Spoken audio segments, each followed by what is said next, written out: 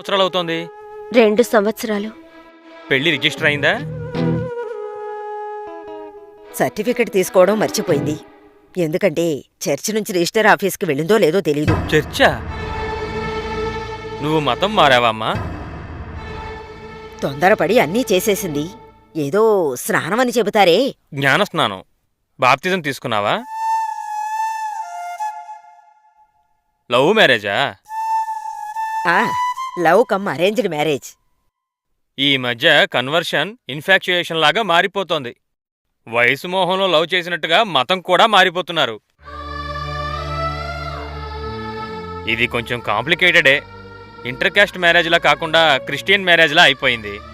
Certificate కూడా ఈ పాటికి చర్చి నుంచి పంపేసి ఉంటారు. డేట్ చెప్పి తీసుకోవచ్చు.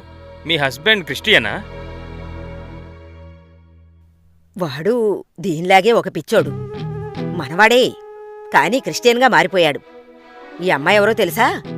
మన రంగాచారి గారి మనవరాలు. విష్ణుమూర్తి గుడిలో ఒకప్పుడు ప్రెసిడెంట్గా చేశారే, ఇప్పుడు అర్థమైంది. I know the history now. ఇది ఇంకా కాంప్లికేషన్ కదా. ఈ విషయం వీళ్ళ పుట్టింట్లోనూ తెలీదు, మెట్టినింట్లోనూ తెలీదు. పోనీ ఈమె భర్తకైనా తెలుసా? తెలీదు.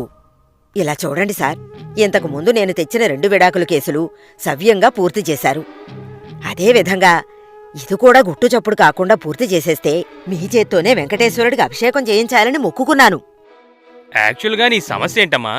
Why do you want a divorce? రిలీజియనే సార్. మీరిద్దరూ క్రిస్టియన్సే కదా? నేను పూర్తిగా క్రిస్టియన్గా మారలేదని నన్ను టార్చర్ పెడుతున్నారు.